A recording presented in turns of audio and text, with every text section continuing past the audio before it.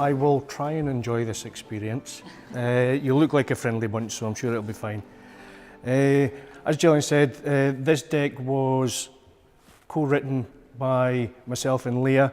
Leah's watching live on Twitter, so if you've got any questions on the data side of things, then I'm sure she'll be able to tweet in.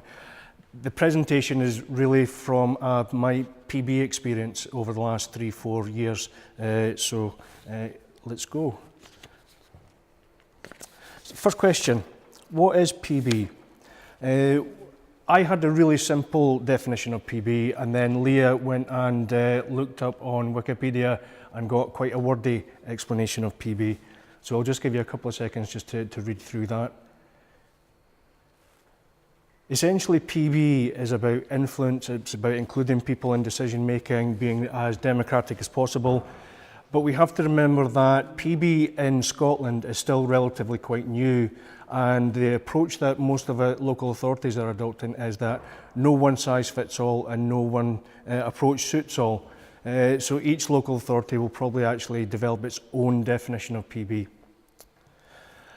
PB started, as you probably all know, back in the 80s, probably 2 generations ago now, and it was very much brought about to fix a broken state, a broken country. They had no more money left in the pot, so they had to prioritise. They didn't actually budget, they had to prioritise, and I think that's a message that's becoming louder in Scotland, that if we put the budget up there, people think about money straight away and forget the priorities and the outcomes that we're actually looking to improve. So from a Scottish perspective, we have the Community Empowerment Act Scotland 2015, within which PB is not explicitly written. So there's no legislative teeth to PB, unfortunately. However, it does form a large part of Part 10 of the Act, where we're looking to promote participation in public decision making. There is a real desire across Scotland to mainstream PB. Mainstream is a word I don't particularly like, so if anybody's got an alternative, please throw it on the table. In Scotland, there is a PB network, online network supported by SCDC. It's been a slow burner the last couple of years with a couple of hundred members, but I think over the last year we've now over 600. So it's a place where we can share information, share good news stories, and try and drive PB forward. And there is political drive to change decision making and improve decision making and move decision making closer to where the people who benefit from those decisions are. So, my ideal for PB is that it is a glass of water, or should be like a glass of water. It's transparent, supposedly good for well-being, accessible to all, and a bit of an oasis or a water fountain that brings people together. But I think you have to challenge that straight away and say, is it? Does it? Is PB transparent? Well, being open is not the same as understanding. People go along to a community event because they want to have that feel-good factor. They don't necessarily understand what it is that that community event is trying to achieve and the outcomes it's trying to improve. Does PB improve the well-being of those that need it most? Possibly not. The people that they attend the participatory event, their well-being improves because their social capital improves, they get the feel-good factor. But the people whose outcomes we are trying to improve through PB, maybe their well-being isn't improved or isn't improved directly. PB should be accessible to all, but is it? We put on community events, but more often than not, the people that are attracted to those community events are the people that would normally participate anyway. Those that have got the will, the desire and the means to attend. Again, we maybe not attracting the people that we really need to attract. And is it a water fountain or an oasis? For some, but not for all. We really have to work hard to try and get to engage with the people that really need to be engaged with. So, is PB actually doing what we want it to do? Is it as beneficial as the proverbial glass of water? Possibly yes, possibly no. Is it empowering? Is it tackling inequalities? Possibly yes, possibly no. But first we have to understand what it is that we want PB to do. As I said right at the start, no one size fits all, no one approach fits all. So we as a local authority, or one of 32 local authorities, have to decide what we want PB to do. Do we want to cede power to citizens? Do we want to increase participation in democratic activity? Do we want to address inequalities through PB?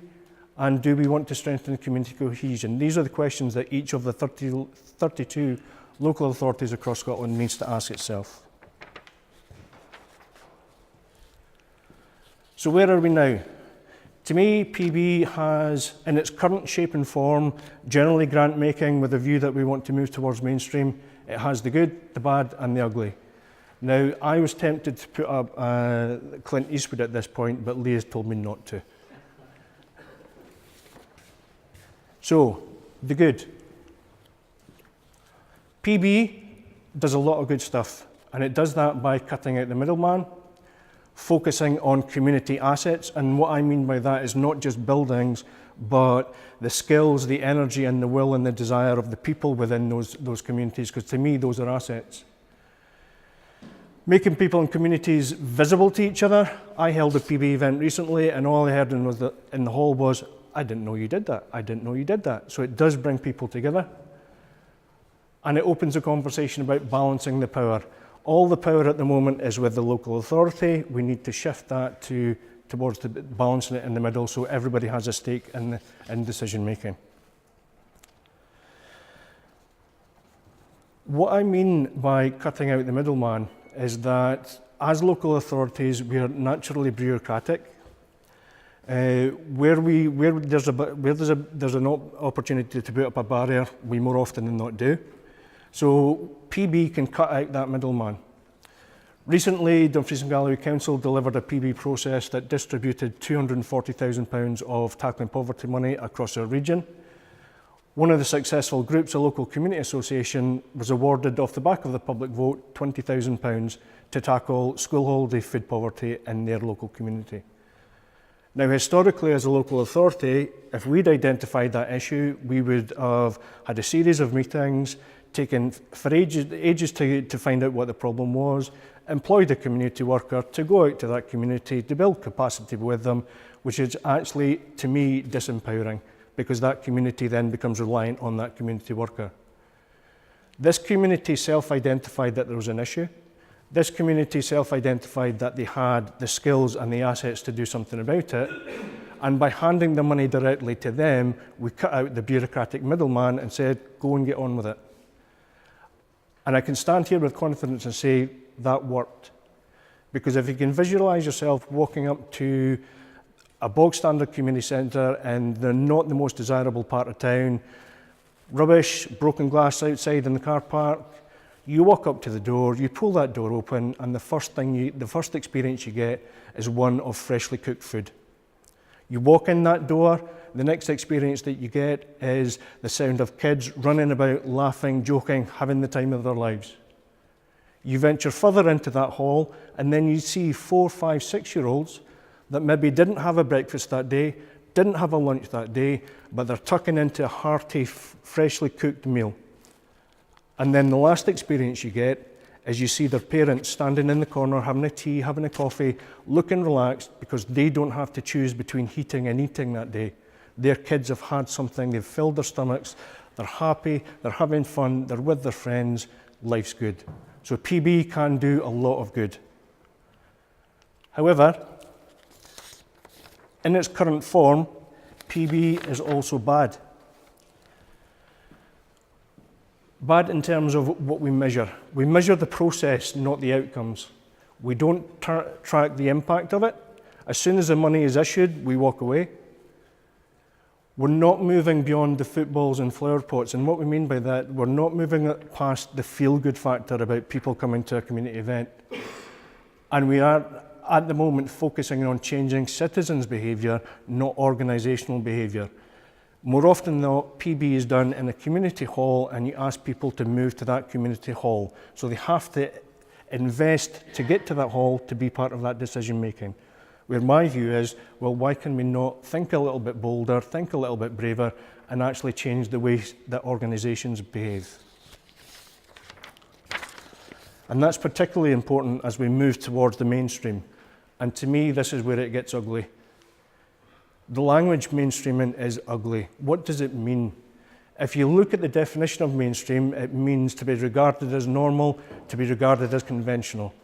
PB has to be none of that. PB has to be bold and brave if we're ever going to move towards making that decision-making process more democratic. We have to bust the myths about PB. There's a myth out there that the more money is in the pot, the greater the success. Absolute nonsense. Absolute nonsense. As soon as you start talking about pounds and pence, dollars and euros, you forget about the outcomes. You look at Paris, 500 million. You look at New York, 100 million. You look at Scotland, 90 million. You're looking at the wrong thing. We're not looking at the impact that those figures can actually make. We're also possibly reinforcing inequalities. As I said earlier on, not everybody that needs the help can make it to that event, can participate in the event, so we're maybe stigmatising them even more. And we don't invest enough in feedback loops. What are we doing? How are we doing? What did we do well? What didn't we do so good? What do we need to change?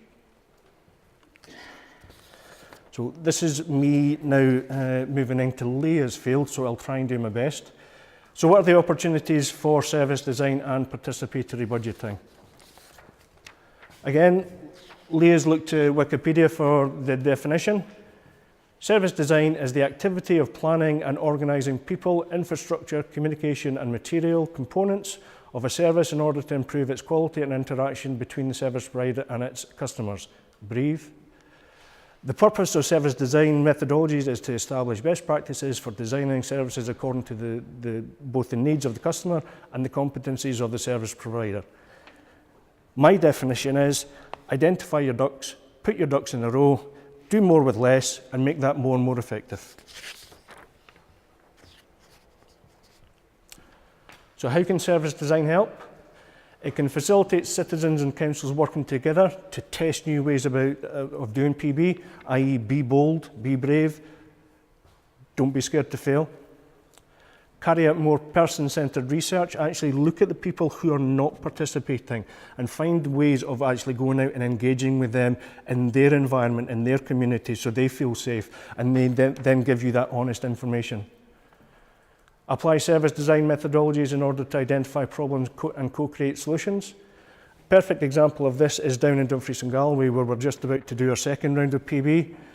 We evaluated the first round and the people that took part actually said, look, we want to work together here because essentially PB can be a competition. It can be a popularity competition.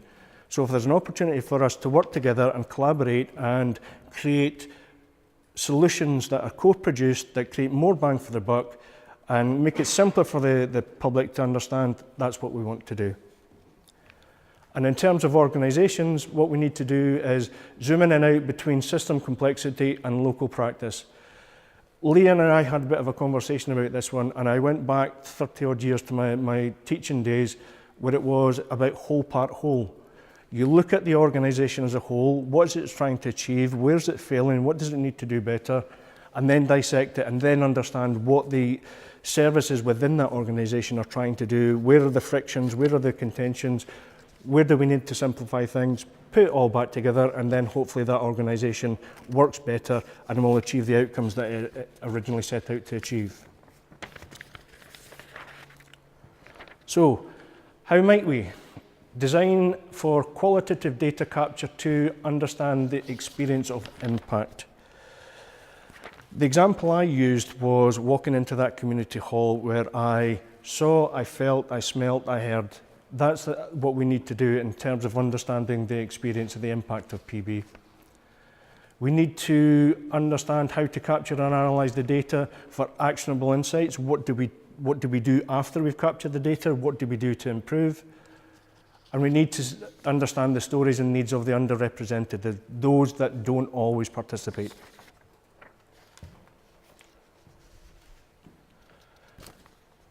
We need to reframe the conversation to drive public service reform and change organisational behaviours.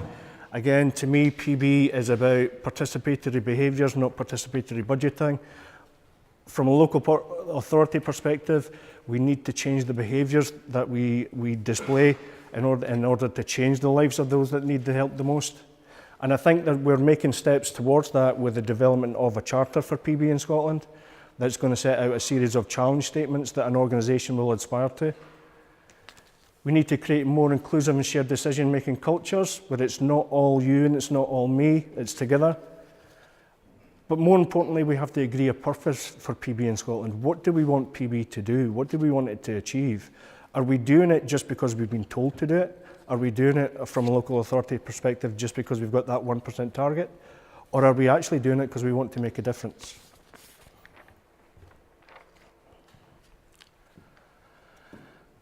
And we have to move from the transactional to the transformational.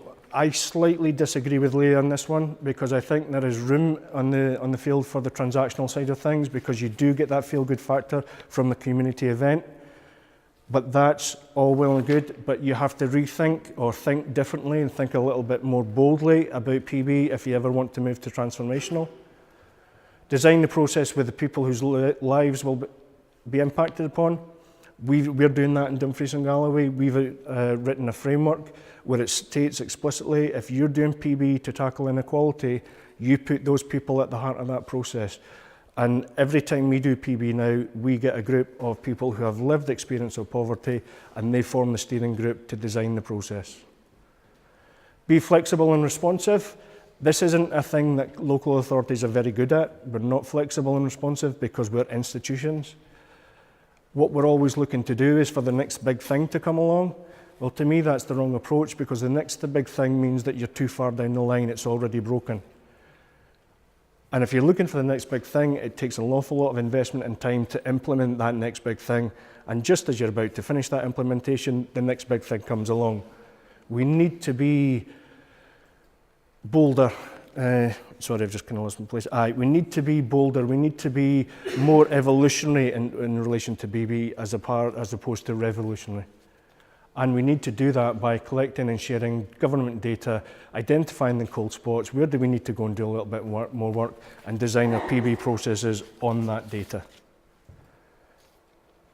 Now, I hope I haven't rambled on too much. Thank you very much for your time, and I will take any questions if there are any questions.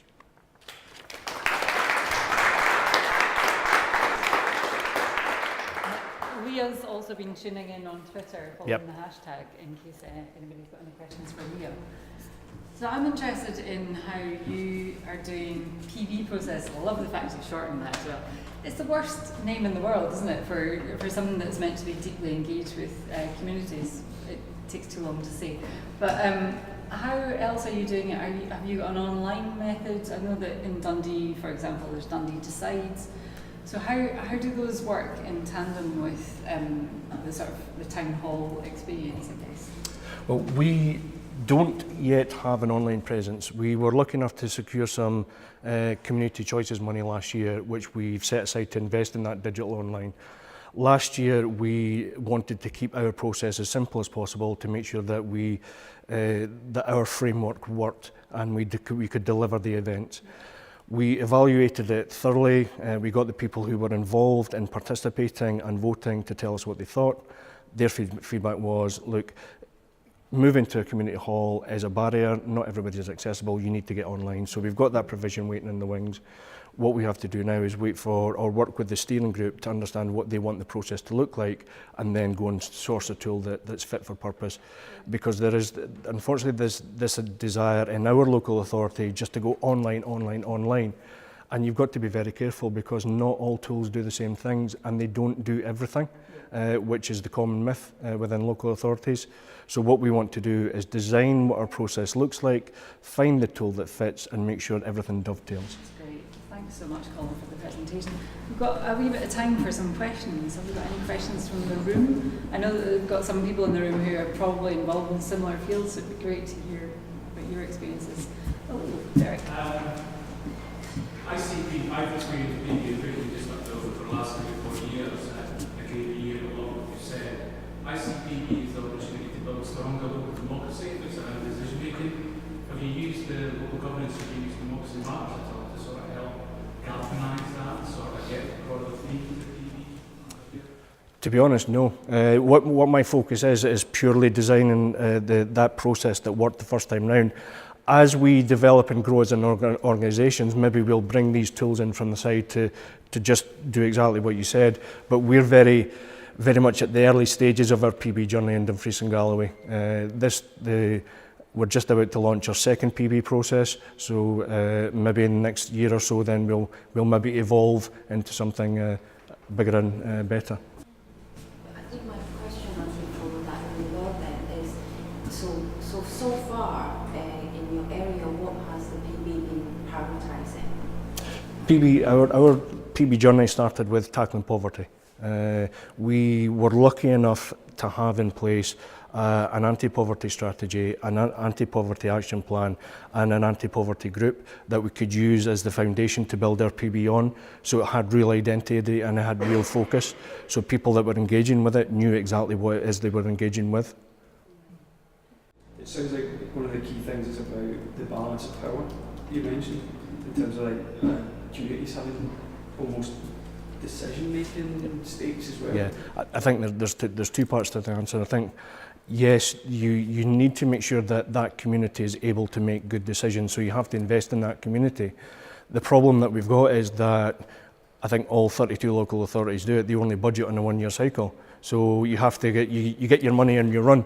Whereas what I would prefer to do is maybe over a 3 or a 5 year cycle, have that money, invest in that community, build them up so they can make good decisions. But also I think when we start to look at the mainstream of PB, it kind of changes form a little. At the moment, the community event is about decision making. It's people ticking a box. I see no way that you can scale that up to mainstream. I think mainstream is more about being part of a decision-making process, but within that you have to be able to robustly identify where the influence has been had. So the two are slightly different beasts. Can you expand a little bit more on what is the type of investment that you have to make in order for communities to make good decisions? I think the first investment you have to make is listen. Listen to your communities. Actually, don't go into the room with an agenda. I'm starting to warm to the idea of open lunches, where you just open up the hall and invite people in and see what happens naturally.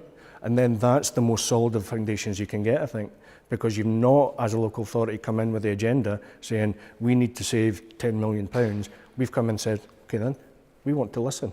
And also, once you've listened, don't change or try not to change the language that you've been spoken to with, because then that message gets lost somewhere along the way. So 10 stages down the line, that conversation bears no resemblance to that conversation.